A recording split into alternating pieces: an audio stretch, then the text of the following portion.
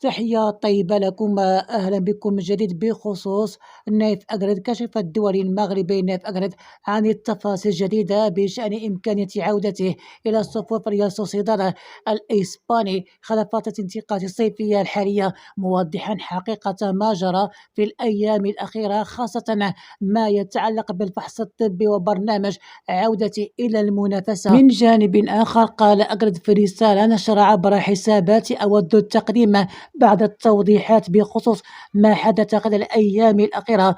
أتيحت لي فرصة التفكير في العودة إلى ريال سوسيداد، ونادي أحترمه كثيرا وكله كثير من المودة. وأضاف: بعد الحديث الجمعني بالمدرب، أتيحت لي فرصة للمناقشة برنامج عودة التدريجية إلى المنافسة قبل تم تعليق هذا الموضوع مؤقتا في انتظار مفاوضات بين الناديين. وتابع: الفحص الطبي مر بشكل جيد للغاية، وتمت المصادقة عليه من طرف الناديين، وبالتالي لم تكن هناك أي مشكلة طبية.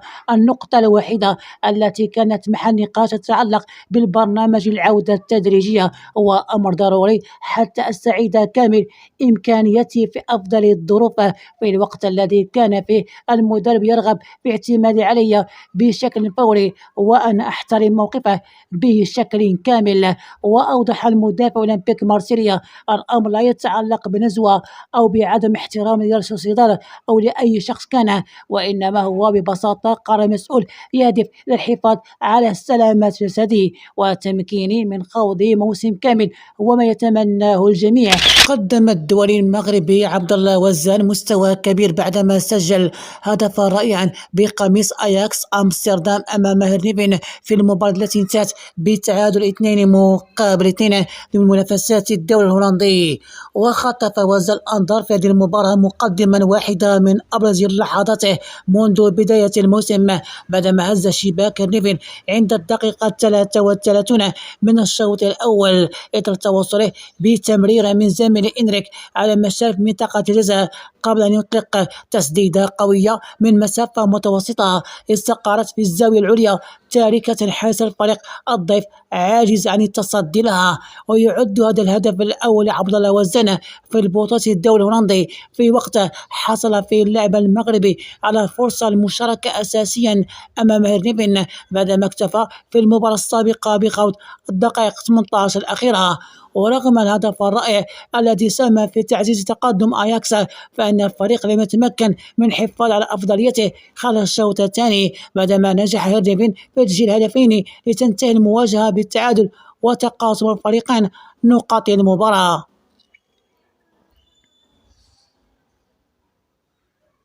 وتشكل هذه البداية دفعة معنوية مهمة لوزنة الذي يطمح إلى فرض نفسه بشكل أكبر داخل تشكيلة أياكس خلال الموسم الجديد، خاصة بعد حصوله على فرصة دور أساسيا وتسجيل هدفا مميزا في أولى بصماته بالدوري. تلقى الدولي المغربي عبد الصمد الزلزولي نجم ريال بيتيس الإسباني عرضا من فريق مارسيليا الفرنسي للانضمام له قبل نهاية الانتقالات الصيفية الحالية. ورغم الإعلان النادي الأندلسي تمسكه بجناح مغربي بالنظر للرهانات الكبيرة خلال الموسم الجديد الذي يشهد عودته للمسابقة دوري أبطال أوروبا، إلا أن اهتمام بصاحب 24 عاما يتواصل في الميركاتو الحالي. وتقدمت إدارة النادي الفرنسي بعرض أولي تقدر قيمته ب34 مليون يورو لنظيرته الإسبانية الاستفادة من خدمات الدول المغربي. وجذب تألق الزلزولي خلال الموسم الماضي بالمساهمة في 24 هدفا بتسجيل 12 هدفا، والمساهمة في مثلها بتمرير حاسمة. اهتمام أندية أخرى كغلطة سراي التركي، فيما كان محط اهتمام نيوكاسل واستون فيلا الإنجليزيين في الفترة السابقة. ويرتبط صاحب القميص رقم 10 رفقة بيتيس بعقد يمتد حتى صيف 2029 بقيمة جزائي تبلغ قيمته 60 مليون يورو. دشن الدولي المغربي إسماعيل الصباري ظهوره بقميص بايرن ميونخ بعدما شارك بديلا في الدقيقة 69 من المباراة الودية التي جمعت الفريق البافاري بضيفه لبيزيغ ضمن استعدادات الفريقين لموسم الكرة الجديدة. من جانب آخر سجل الصباري أولى دقائقه مع بطل ألمانيا في أول ظهور له منذ التحاقه بالنادي خلال فترة الانتقالات الصيفية الحالية قادمة من أندوفن الهولندي. وكان اللاعب المغربي قد التحق بالتدريب الجماعية لبايرن ميونخ الاثنين الماضي عقب تعافي من الإصابة التي حرمته من المشاركة في الجولة الآسيوية للفريق بعدما خضع لبرنامج تأهيلي تحت إشراف الطاقم الطبي للنادي.